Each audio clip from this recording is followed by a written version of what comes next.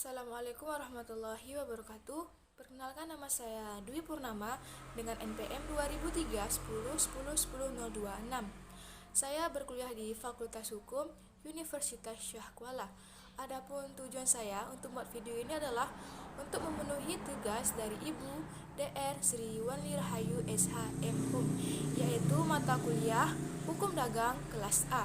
Di sini saya itu memilih tema tentang perlindungan konsumen. Sebelum saya menjelaskan tentang perlindungan konsumen, jangan lupa ya di subscribe dan dasar hukum tentang perlindungan konsumen ini adalah yaitu Undang-Undang Nomor 8 Tahun 1999. Adapun pengertian perlindungan konsumen yaitu disebut di dalam pasal 1 ayat 1 yang berbunyi, perlindungan konsumen adalah segala upaya yang menjamin adanya kepastian hukum untuk memberi perlindungan kepada konsumen.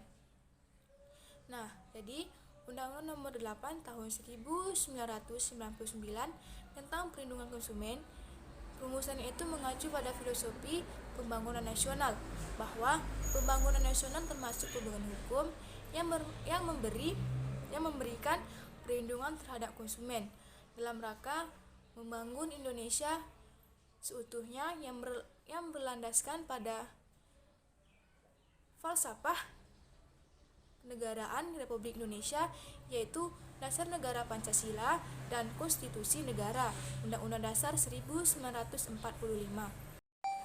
Pengertian konsumen dalam Undang-Undang Perlindungan Konsumen adalah konsumen akhir.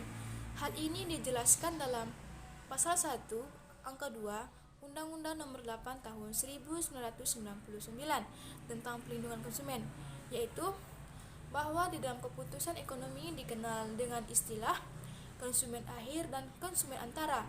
Konsumen akhir adalah pengguna atau pemanfaat akhir dari suatu produk, sedangkan konsumen antara adalah konsumen yang menggunakan suatu produk sebagai bagian dari proses produksi suatu produk lainnya. Pengertian konsumen dalam undang-undang ini adalah konsumen akhir.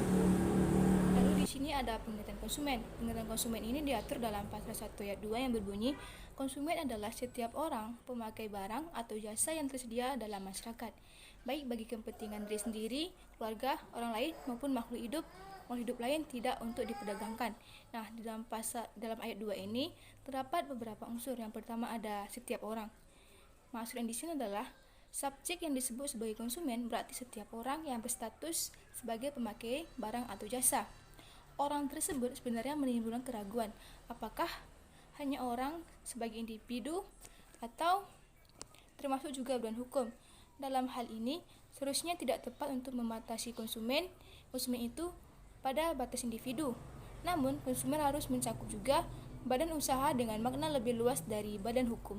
Dan unsur yang kedua ada pemakai. Yang dimaksud di sini adalah konsumen memang tidak sekedar membeli atau bayar, tetapi semua orang atau perorangan atau badan usaha yang mengonsumsi atau memakai jasa dan atau barang. Jadi, yang paling penting adalah terjadinya suatu transaksi konsumen atau transaksi konsumen berupa barang dan atau jasa termasuk kenikmatan dalam menggunakannya. Yang ketiga ada barang dan atau jasa. Undang-Undang Konsumen mengartikan barang sebagai setiap benda, baik berwujud maupun tidak berwujud, baik bergerak maupun tidak bergerak, dapat digunakan maupun tidak dapat digunakan, baik dimanfaatkan atau tidak dimanfaatkan oleh konsumen. Namun, dalam hal ini, Undang-Undang Perlindungan Konsumen tidak menjelaskan perbedaan istilah dipakai, digunakan, atau dimanfaatkan. Sementara itu, jasa diartikan sebagai setiap layanan yang berbentuk pekerjaan atau prestasi yang disediakan bagi masyarakat untuk dimanfaatkan oleh konsumen. Kata disediakan bagi masyarakat ini menunjukkan jasa itu harus ditawarkan pada masyarakat, yang berarti harus lebih dari satu orang. Jika demikian, layanan khusus dan individual tidak tercakup dalam pengertian tersebut. Dan unsur yang keempat ada bagi kepentingan diri sendiri, keluarga, orang lain maupun makhluk hidup lain.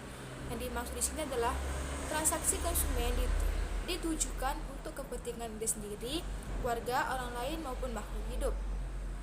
Unsur yang diletakkan dalam definisi tersebut adalah untuk memperluas pengertian barang dan atau jasa, tidak untuk digunakan. Dan yang terakhir ada barang dan atau jasa tidak untuk digunakan. Pengertian konsumen dalam Undang-Undang Perlindungan Konsumen ini dipertegas, yakni hanya konsumen akhir. Secara teoritis, hal tersebut cukup baik untuk mempersempit ruang lingkup pengertian konsumen, walaupun faktanya sulit untuk menetapkan batas-batas seperti hal tersebut. Nah, yang selanjutnya itu mengenai asas dan tujuan perlindungan konsumen. Asas perlindungan konsumen itu diatur dalam pasal 2 Undang-Undang Nomor 8 Tahun 1999. Yang pertama ada asas manfaat, yang kedua keadilan, ketiga keseimbangan, keempat keamanan dan keselamatan konsumen, dan yang kelima kepastian hukum. Baik, yang kita bahas yang pertama adalah mengenai asas manfaat. Yang dimaksud di sini adalah yaitu bahwa segala upaya dalam penyelenggaraan perlindungan konsumen harus memberikan manfaat yang sebesar-besarnya bagi kepentingan konsumen dan pelaku usaha secara keseluruhan. Yang kedua, asas keadilan, yang dimaksudkan agar partisipasi seluruh rakyat dapat diwujudkan secara maksimal dan memberikan kesempatan kepada konsumen dan pelaku usaha untuk memperoleh haknya dan kewajibannya secara adil. Dan asas yang ketiga ada asas keseimbangan, yang dimaksudkan di sini adalah yaitu untuk memberikan keseimbangan antara konsumen, pelaku usaha, dan pemerintahan dalam arti material. Dan yang keempat ada asas keamanan dan keselamatan konsumen, yang dimaksud di sini adalah yaitu untuk memberikan jaminan atas keamanan dan keselamatan kepada konsumen dalam penggunaan, pemakaian dan pemanfaatan barang dan jasa yang dikonsumsi atau digunakan. Dan yang kelima ada asas kepastian hukum, yang dimasukkan di sini adalah agar baik pelaku usaha maupun konsumen menaati hukum dan memperoleh keadilan dalam penyelenggaraan perlindungan konsumen, serta negara menjamin kepastian hukum. Di sini ada tujuan perlindungan konsumen. Tujuan perlindungan konsumen ini diatur dalam pasal 3 Undang-Undang Nomor 8 Tahun 1999. Yang pertama ada meningkatkan kesadaran, kemampuan dan kemandirian konsumen untuk melindungi dirinya. Tujuan pertama dari undang-undang ini adalah meningkatkan kesadaran, kemampuan dan kemandirian konsumen untuk melindungi diri dari transaksi yang dilakukannya. Konsumen diberikan perlindungan oleh negara dalam melakukan setiap transaksi yang dipilihnya. Undang-undang ini juga memberikan pilihan konsumen secara mandiri dalam melindungi diri saat bertransaksi dengan penjual. Dan tujuan kedua ada mengangkat harkat dan martabat konsumen dengan cara menghindarkannya dari aksi negatif pemakaian barang dan atau jasa. Nah, undang-undang ini bertujuan untuk memberikan rasa kepastian dan kenyamanan konsumen dari penjual-penjual yang berusaha untuk menjual barang atau jasa yang tidak memberikan perlakuan yang tepat pada konsumen. Juga perundang-undangan ini membantu konsumen untuk menghindari peristiwa atau kejadian negatif yang diberikan oleh penjual kepada konsumen. Tentunya ini termasuk dari pelecehan verbal maupun non-verbal dari penjual atau konsumen. Dan tujuan ketiga ada meningkatkan pemberdayaan konsumen dalam memilih, menentukan, dan menuntut hak-haknya sebagai konsumen. Nah, yang dimaksud di sini adalah konsumen itu berhak untuk melakukan transaksi sesuai dengan pilihannya sendiri. Dan undang-undang ini ada untuk mendukung pilihan itu. Konsumen juga berhak untuk mendapatkan haknya sebagai konsumen. Hak-hak konsumen antara lain adalah hak atas kenyamanan, keamanan dan keselamatan dalam mengonsumsi barang atau jasa, hak untuk memilih barang atau jasa yang sesuai dengan nilai tukar dan kondisi yang dijanjikan oleh penjual, hak atas informasi yang benar dari penjual, hak untuk diperlukan atau dilayani secara benar dan tidak diskriminatif dan lain-lainnya. Nah, hak-hak ini wajib untuk diberikan kepada konsumen dari penjual demi mendukung transaksi yang berjalan lancar dan aman. Yang keempat ada menciptakan sistem perlindungan konsumen, yaitu yang mengandung unsur kepastian hukum dan keterbukaan informasi serta akses untuk mendapatkan informasi. Perlindungan untuk konsumen di Indonesia telah ditetapkan secara pasti melalui undang-undang ini. Konsumen diberikan hak dan melakukan kewajibannya dalam hal bertransaksi dengan penjual. Sistem yang dibuat oleh pemerintah ini adalah perlindungan pasti yang diberikan negara untuk konsumen di Indonesia. Jadi, kamu tidak perlu takut untuk melakukan transaksi yang benar dan melaporkannya jika ada yang salah dengan transaksi yang kamu buat. Dan tujuan yang kelima ada menumbuhkan kesadaran pelaku usaha mengenai pentingnya perlindungan konsumen sehingga tumbuh sikap yang jujur dan bertanggung jawab dalam berusaha. Nah, yang dimaksud di sini adalah oknum-oknum pelaku usaha yang masih nakal terhadap transaksi jual beli memang masih ada di Indonesia. Penipuan demi penipuan masih terjadi. Namun, di dalam Undang-Undang Perlindungan Konsumen ini memberikan proteksi terhadap konsumen dan menimbulkan sikap jujur dan bertanggung jawab dari pelaku usaha yang menawarkan atau menjual produknya ke konsumen. Undang-Undang Perlindungan Konsumen ini dibuat untuk menumbuhkan rasa itu ke setiap pelaku usaha yang melakukan kegiatan usahanya. Jadi di sini pelaku usaha mengetahui hak dan kewajibannya. Begitu juga dengan konsumen yang mengetahui hak dan kewajibannya secara jelas dan tertulis. Dengan kata lain, perundang-undangan ini memberikan satu nama lain keuntungan. Dan tujuan keenam ada meningkatkan kualitas barang dan atau jasa yang menjamin kelangsungan usaha, produksi barang dan atau jasa, kesehatan, kenyamanan, keamanan, dan keselamatan konsumen.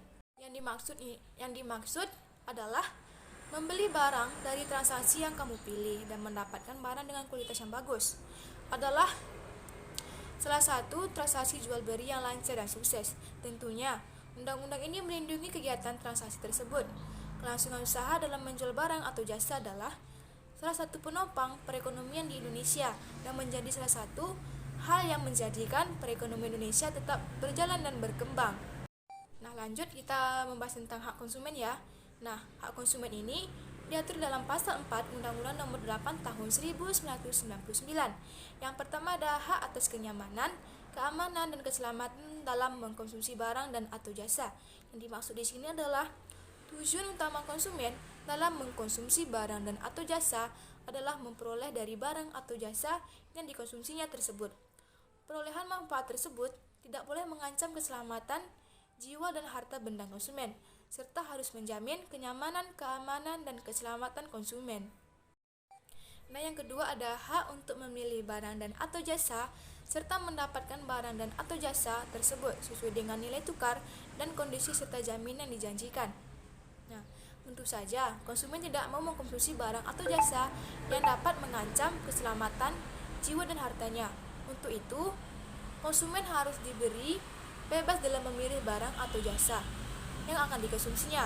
Kebebasan memilih ini berarti tidak ada unsur paksaan atau tipu daya dari pelaku usaha agar konsumen memilih barang atau jasanya.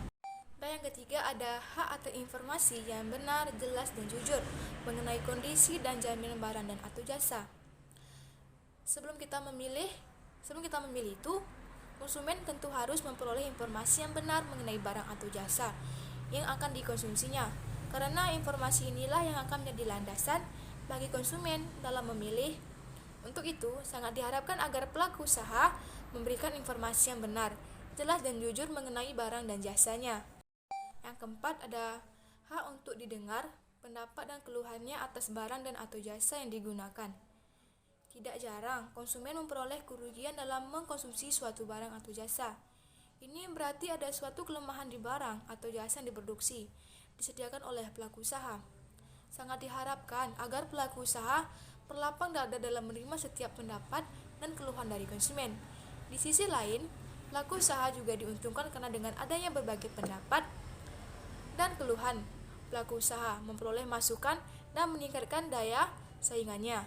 Yang kelima ada hak untuk mendapatkan advokasi, perlindungan, dan upaya penyelesaian sengketa perlindungan konsumen secara patut. Yang dimaksud di sini adalah pelaku usaha tentu sangat memahami mengenai barang atau jasanya. Sedangkan di sisi lain, konsumen sama sekali tidak memahami apa saja proses yang dilakukan oleh pelaku usaha guna menyediakan barang atau jasa yang dikonsumsinya. Sehingga posisi konsumen lebih lemah dibandingkan pelaku usaha. Oleh karena itu, diperlukannya advokasi, perlindungan dan upaya penyelesaian sengketa yang patut bagi konsumen. Patut berarti tidak memihak kepada salah satu pihak dan sesuai dengan ketentuan hukum yang berlaku. Nah, yang keenam ada hak untuk mendapatkan pembinaan dan pendidikan konsumen. Yang dimaksud di sini adalah sudah disebutkan sebelumnya bahwa posisi konsumen itu lebih lemah dibandingkan posisi pelaku usaha. Untuk itu, pelaku usaha harus memberikan pembinaan dan pendidikan yang baik dan benar kepada konsumen. Pembinaan dan pendidikan tersebut mengenai bagaimana cara mengkonsumsi yang bermanfaat bagi konsumen, bukannya berupaya untuk mengeksploitasi konsumen. Yang ketujuh ada hak untuk diperlakukannya atau dilayani secara benar dan jujur serta tidak diskriminatif. Sudah merupakan hak asasi manusia untuk diperlakukan sama. Pelaku usaha harus memberi pelayanan yang sama kepada semua konsumennya tanpa memandang perbedaan ideologi, agama, suku, kekayaan maupun status sosial. Nah, contoh kita ambil di sini adalah lalu bagaimana dengan perbedaan kelas bisnis dan ekonomi pada maskapai penerbangan atau adanya nasabah prioritas pada bank. Apakah ini merupakan bentuk diskriminasi karena kekayaan? Menurut saya, hal ini bukan diskriminasi adanya kelas bisnis atau nasabah prioritas didasarkan pada hubungan kontraktual. Sebelumnya, sudah ada perjanjian antara konsumen dan pelaku usaha. Kalau dibayar sedikit, fasilitasnya seperti ini. Kalau nambah uang, fasilitas ditambah. Dan hak yang kedelapan, hak untuk mendapatkan kompensasi, ganti rugi dan atau penggantian apabila barang dan atau jasa yang diterima tidak sesuai dengan perjanjian atau tidak sebagaimana mestinya. Nah, yang dimaksud di sini inilah inti dari hukum perlindungan konsumen. Bagaimana konsumen yang dirugikan karena mengkonsumsi barang atau jasa memperoleh kompensasi, ganti rugi atau penggantian. Sebenarnya, tujuan dari pemberian kompensasi, ganti rugi atau penggantian adalah untuk mengembalikan keadaan konsumen ke keadaan semula, seolah-olah peristiwa yang merugikan konsumen itu tidak terjadi.